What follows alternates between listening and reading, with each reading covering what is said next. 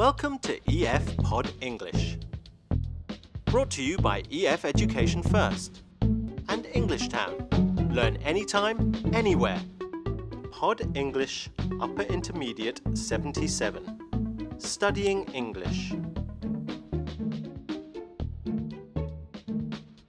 In today's lesson, we're going to learn how to use linking words, also called discourse markers. We're going to look at using well and for example. Before we watch the movie, I'll teach you some vocabulary which may be new to you.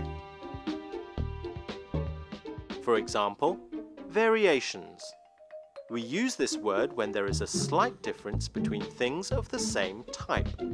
For example, there are many variations of the Chinese language. This means although there is one language, it may be different from place to place. Linguistics. This is the study of languages. Are you ready to watch the movie? An examiner is asking a student several questions about his study plans. Okay, let me start by asking you a little about yourself. Why are you studying English? Mainly because English allows me to communicate with people from all over the world. And I hope to study abroad and maybe even work in an English-speaking country one day. So, where do you hope to study? Well, I've applied to several places in the States and one in England. And what would you like to study? Well, I'm interested in reading, so maybe I'll study English literature. I'm also quite interested in linguistics, so maybe I'll study languages as well. Okay, so you're interested in the different variations of English spoken around the world. Can you tell me some of the differences between American and British English? Well, for one example, the present perfect tense is less commonly used in American English. For example, a British speaker will say, "Have you eaten?" but an American speaker will say, "Did you eat?" Good. Can you think of anything else? Well, there are many variations in vocabulary. For example, discourse markers such as well, for example, indicate what's coming next, and they connect ideas when we speak. They also give us a little bit of time to think. How does the student start his answer when the examiner asks, "What do you hope to study?" Let's watch again to see. well, I'm interested in reading, so maybe I'll study English literature. He says, "Well, I've always enjoyed reading, so I hope to study English literature."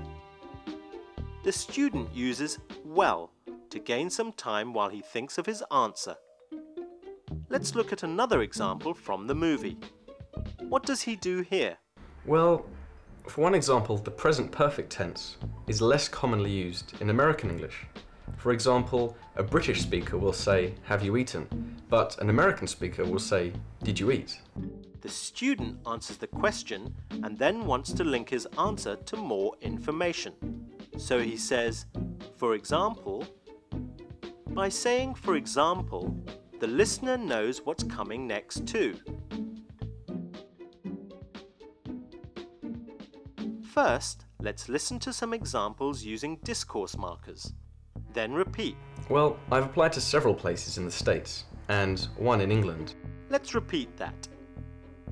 Well, I've applied to several places in the States and one in England. Let's try another one. Well, I'm interested in reading, so maybe I'll study English literature. Now repeat after me again. Well, I've always enjoyed reading, so I hope to study English literature. Well done! Today we've learned about two discourse markers. Well, for example. Join us again soon for another lesson. Bye!